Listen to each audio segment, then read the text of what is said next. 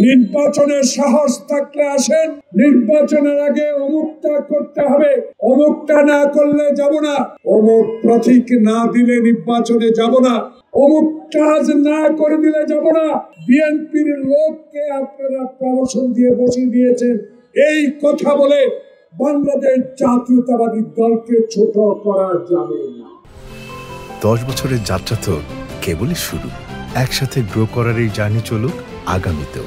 Pathao 10 years of growing with you।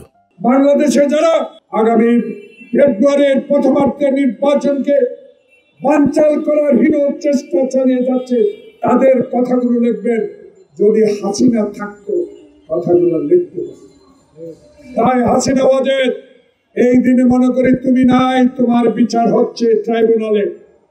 ট্রাইব্যুনালের prosecutor আপনি অনেক সময় বলেন, অনেক কথা আপনার আমরা জানি শুনি, বলেছেন হাসিনার বিচার এই দেশে হবে ইনশাআল্লাহ, বিচার রায়ের অপেক্ষায় আছে। তাই আজকে অহংকার আল্লাহর চোখে শোভা পায়। আল্লাহ বলেছে, আমার রাসূল করিম সাল্লাল্লাহু আলাইহি ওয়াসাল্লাম বলেছে, আমার ধর্ম আমার নিয়ম অনুযায়ী চলবে, কারো ইশারা ইঙ্গিতে নয়। বেহেশতের মালিক আল্লাহ, দোজখে পাঠাবে আল্লাহ যদি আমি অন্যায় করি।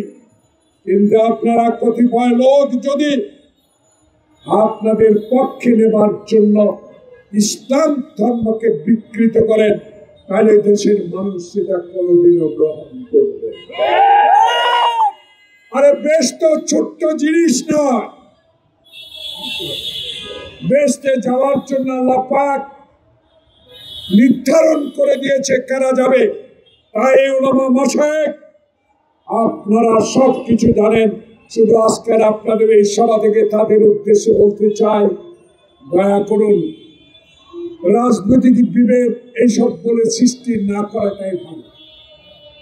আপনারা আপনাদের কর্মসূচি নিয়ে মাঠে যান,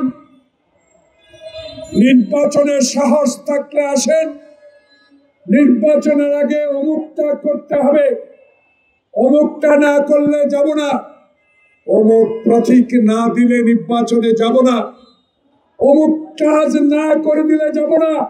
বিএনপির সকল প্রশাসনে বিএনপির লোককে আপনারা প্রমোশন দিয়ে বসিয়ে দিয়েছেন, এই কথা বলে বাংলাদেশ জাতীয়তাবাদী দলকে ছোট করা যাবে না।